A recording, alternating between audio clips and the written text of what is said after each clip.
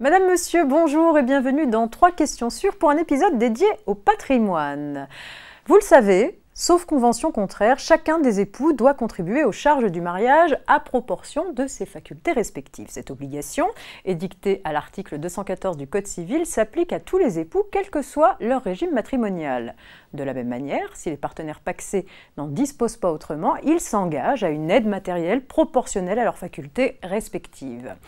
Concernant ces charges de la vie courante, est-ce que le financement du logement familial acquis en indivision par des couples séparés de biens, des partenaires de Pacs ou encore des concubins en fait partie ou non? Dans l'affirmative, que se passe-t-il lorsqu'un membre du couple finance plus que sa quote-part de propriété indiquée dans l'acte d'acquisition en commun? Quelles sont les solutions pour éviter les contentieux? Pour répondre à vos questions, j'accueille Sophie Delage, rédactrice spécialisée à la rédaction fiscale. Bonjour Sophie. Bonjour Marianne. Alors Sophie, je vous propose de démarrer avec la situation de Valérie, expert comptable, qui nous dit « Mon client, marié en séparation de biens, a acquis sa résidence principale avec son épouse. L'acte de vente indique que le financement a été effectué à 50-50, mais mon client déclare qu'il a remboursé seul les échéances de l'emprunt. Est-ce qu'il peut réclamer le trop versé à son épouse ?»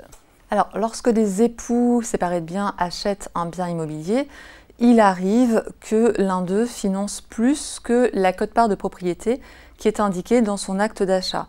Par exemple, l'acte d'achat fait état d'une propriété à 50-50, mais finalement, il y a un des époux qui finance à hauteur de 75% et l'autre qui finance à hauteur de 25%. Alors, en principe, celui qui a payé plus que ce qui est indiqué dans l'acte d'acquisition et qui a donc enrichi son conjoint à son propre détriment, eh bien, peut réclamer une créance à l'autre. C'est sur le fondement de l'enrichissement injustifié, et notamment au moment d'une séparation.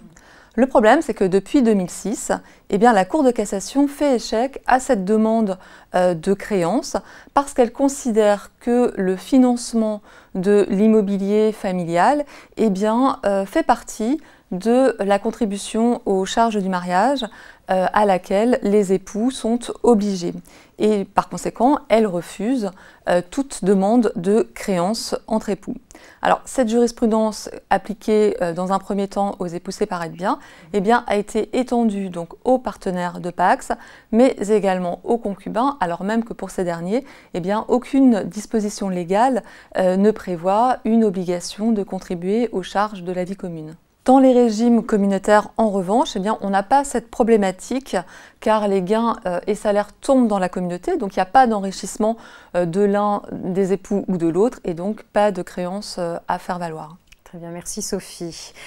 On passe à la question de Maëlys, ingénieure patrimoniale, la voici. Concernant le financement du logement familial, doit-on faire une distinction selon que le prix est payé comptant au moyen d'un apport de fonds personnels ou selon qu'il est payé au moyen d'un emprunt, Sophie? Alors, la jurisprudence que je viens de citer, qui considère que le financement du logement familial relève des charges de la vie commune et par conséquent fait échec à une demande de créance, pose deux limites. Donc tout d'abord, pour être considéré comme une charge du mariage ou de la vie commune, eh bien, la dépense doit être destinée au logement de la famille, donc que ce soit la résidence principale ou la résidence secondaire. Donc ce qui va exclure en fait les dépenses de l'immobilier à usage locatif pour lesquelles eh bien, on pourra réclamer une créance. Et puis d'autre part, la deuxième limite, eh bien, c'est que la dépense doit faire l'objet d'un règlement échelonné. Par exemple, le remboursement d'un emprunt. Et donc ça va exclure l'apport en capital de fonds personnels d'un époux. Si c'est le cas, eh bien, là, on pourra réclamer une créance entre époux. Alors, pour répondre justement à la question donc, de Maëlys, on voit bien que la jurisprudence distingue deux modes de financement. Le financement comptant par un apport de fonds personnels qui, là, ne rentre pas dans les charges de la vie commune et pour lesquelles on peut réclamer une créance entre époux.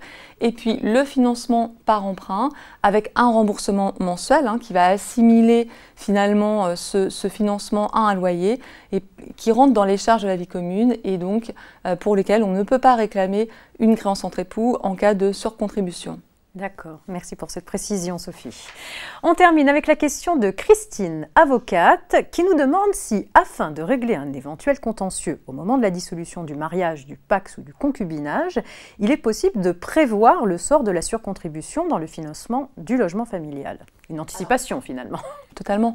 En insérant une clause dans le contrat de mariage ou dans le contrat de PACS, éventuellement dans l'acte d'acquisition en cas de concubinage, eh bien on va pouvoir délimiter le périmètre des charges de la vie commune en soit excluant finalement le financement du logement familial de ces charges de la vie commune, et auquel cas eh bien l'époux qui aura surcontribué par rapport à ce qui est indiqué dans l'acte d'acquisition eh bien pourra réclamer une créance entre époux, ou bien au contraire, on peut aussi décider d'inclure dans les charges de la vie commune ce financement de l'immobilier familial avec une présomption d'acquittement de ces dépenses au jour le jour. Alors cette présomption d'acquittement des dépenses, eh bien, elle pourra être simple, et auquel cas ça laissera quand même au conjoint qui aurait surcontribué la possibilité de faire valoir une créance entre époux s'il arrive à démontrer que sa contribution dépasse largement ses facultés contributives, et ça, ce sera au regard de ses revenus. Ou alors, on dit carrément que cette présomption est irréfragable, donc ça veut dire que, quelle que soit sa surcontribution, eh bien, il ne pourra pas faire valoir de créance entre époux. Dans tous les cas, ces clauses qui empêchent de faire des comptes une fois la dépense acquittée n'empêchent pas à un époux de contraindre son conjoint si jamais il ne participe pas à son obligation de contribuer aux charges du mariage, puisqu'il s'agit quand même d'une obligation qui est d'ordre public. Merci Sophie pour toutes ces réponses à nos abonnés.